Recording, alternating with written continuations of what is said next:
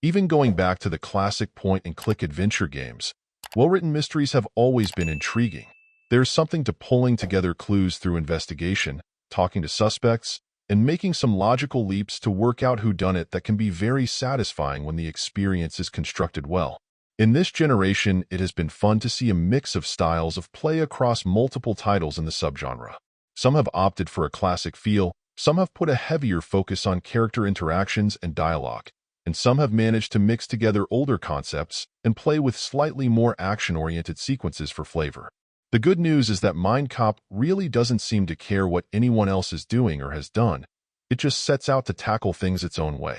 While its approach to interrogations and general detective work are quite unusual, make no mistake that probably the biggest shot in the arm the game brings to the table is that you're constrained by time. And that fact quickly begins to influence all of your decisions. Pretty well every action you take, or line of inquiry you pursue, will have a requisite cost of time. This pretty dramatically alters the typical style of play in the genre, where more often than not it feels like the expectation is that you cover every potential thread and exhaustively search every corner in the hopes of finding some critical clue. In Mindcop, you'll instead need to pause and consider which actions and lines of inquiry are the most likely to bear fruit, which is admittedly much harder your first time through. Subsequent runs will make you better informed and able to be more efficient, but even then efficient time utilization is a must. Aside from the more typical actions you can take in your investigation, you'll also have the option to mind-surf your suspects. This takes you into an odd puzzle minigame that may take a moment to fully grasp, but serves as a great break from more text-heavy elements.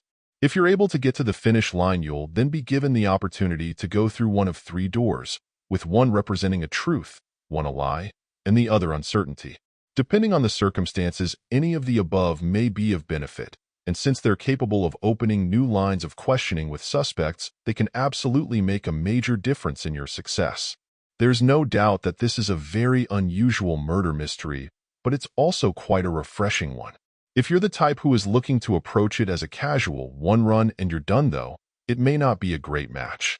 It feels like it's deliberately structured to require you to go through it more than once, unless you just happen to be quite lucky or have a walkthrough handy to know where to go, who to talk to, and how best to make use of your finite time to solve the mystery on your first run-through. I do wish that skipping stock dialogue was possible, helping you more efficiently tackle subsequent runs, but in the grand scheme of things, this isn't a huge issue. If you're looking for a challenge and something that's simply different, Mindcop delivers precisely that. Overall, my final score for the game ended up being a 8.2, and if you're interested in picking it up, it's currently available on the Switch eShop for $14.99. Thank you for taking the time to listen to this review, and if you'd like more information or ideas of indie games worth checking out on Switch, be sure to click on the link provided in the description. Until next time.